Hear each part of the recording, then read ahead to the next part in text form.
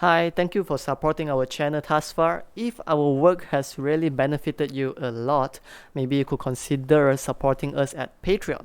But if not, you could also like the video, subscribe, or leave a comment down below on what's the next song you would like to learn.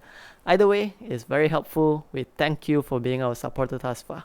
Have a great day.